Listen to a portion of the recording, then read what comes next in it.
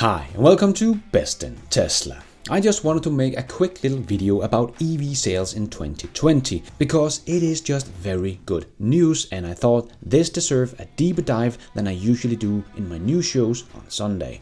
And even though the final numbers are not in yet, the change from this report from EV volume should not change more than 0.5% according to them. So definitely good enough to celebrate the great success of the EV in 2020. A year that did not have many good news outside the EV world, and this was the year where Europe took the crown from China as the leader in the EV revolution. So let's take a look at the numbers and let's dive right in. –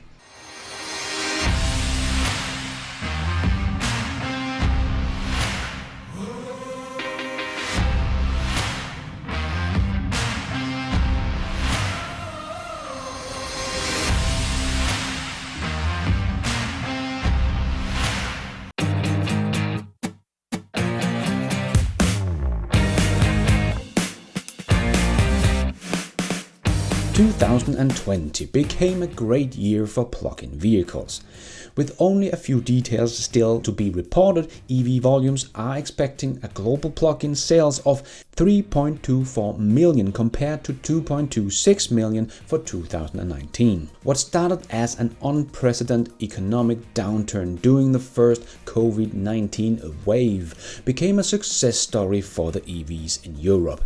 Nearly 1.4 million plug-in vehicles was registered in Europe during 2020, 137% more than in 2019.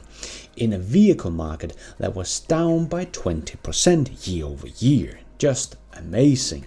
It was the combination of new attractive models, incentive boosted by green recovery funds, the 95-gram CO2 mandate, much improved availability and intense promotion of the EVs in Europe. Europe has surpassed China as the motor of EV growth. For the first time since 2015, the EV sales in Europe have outpaced Chinese sales of new energy vehicle, as they call them. Europe is further ahead in terms of EV shares. Plug-in vehicles increased from 3.3% in 2019 to 10.2% in 2020. Counting the EU, the EFTA countries including UK. The new energy vehicle share in China increased from 5.1% to 5.5% during this period.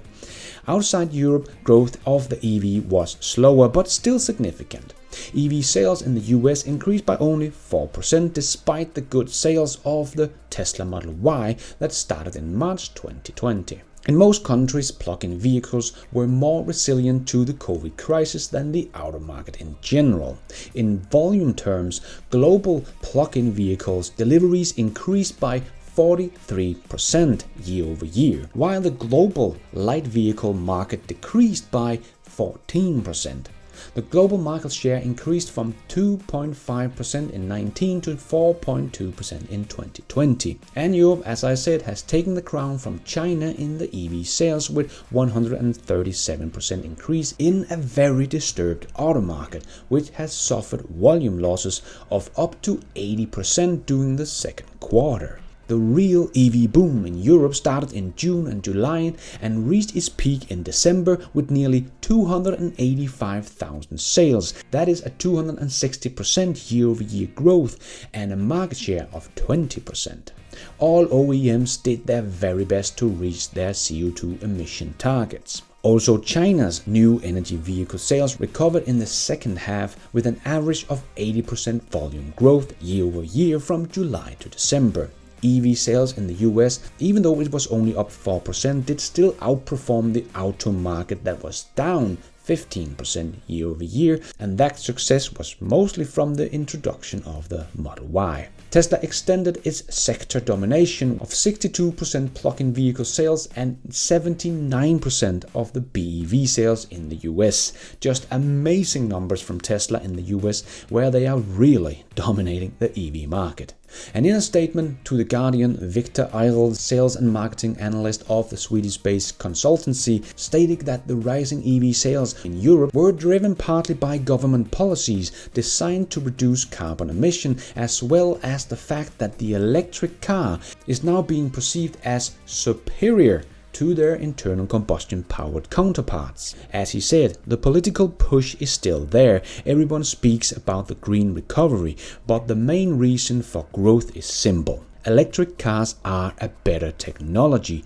There is no noise, no pollution, better acceleration and cheaper running cost. If people test drive an electric car, they are not going back to a gasoline vehicle. The problem at the moment is that the price is a little bit higher, but the cost is really coming down as well. I couldn't agree more. We know that only 1% that get an EV will go back to gasoline cars, and the cheaper, more affordable cars are coming. And I have made several videos about this topic, that EVs are already superior to ICE vehicles. And I do believe that the trend we have been seeing in the second half of 2020, that EVs are really in growth mode, will continue in 2021. And as Europe has become the new leader in the EV market, Tesla could not have timed it better with the opening of their Gigafactory in Berlin, getting ready to meet that demand for EVs that we are seeing here in Europe. Because even though Tesla does very well in Europe, they don't even have a factory on the continent. And of course, the Model Y that has just started deliveries in China will also be ready to meet the demand in China. And yes, there is competition like NIO and XPeng that many have been talking about, but they are still a very small player compared to Tesla. In all of 2020, NIO has delivered about 75,000 vehicles and XPeng about 27,000 vehicles. So they will probably do very well in China this year as well, but if they double or even triple their sales numbers this year, it would not be more than about 300,000 vehicles delivered in 2021 combined for NIO and XPeng if they triple their deliveries. But to do that, they of course have to increase their production with 300%. And as we know, mass production is very difficult, but let us see how they do this year. But if we compare it to the expected production numbers from Tesla in China, that is going to be over 500,000 here in 2021, Tesla will still be the dominating force in China in 2021. Of course, maybe only beaten by the Wuling Hongguang Mini EV, the little shoebox of a car that has sold about 130,000 this year and only started sales in June, so very impressive. But the little EV also only cost less than $5,000. So compared to Tesla that has been selling the Model 3 pretty much the whole year and has sold about 138,000 Model 3s in 2020. So they did beat the little car, but they also had 5 more months of deliveries. But the Tesla Model 3 cost an average of $46,000 in China. So Tesla's revenue for the sales of the Model 3 has been over $6 billion compared to the Mini EV that have a revenue about $650 million. So Tesla still had 10 times the revenue for their Model 3 than the little Mini EV had. Of course, these two are not really in competition with each other, they are very different segment, but this could vote very well for the upcoming Made in China and Designed in China Model 2, or whatever it's going to be called. That could be a very big hit in China for Tesla. So no wonder they are pushing forward as fast as they can to hire people to design this car. And the same thing could be said about Europe when Tesla will come out with their take on a sporty little hatchback. That will just make Tesla explode in Europe. So no doubt that the future is looking good for EVs and therefore looking good for Tesla. And 2021 will probably be the year we will look back on as some kind of tipping point, when EVs took off to new heights, led by Tesla.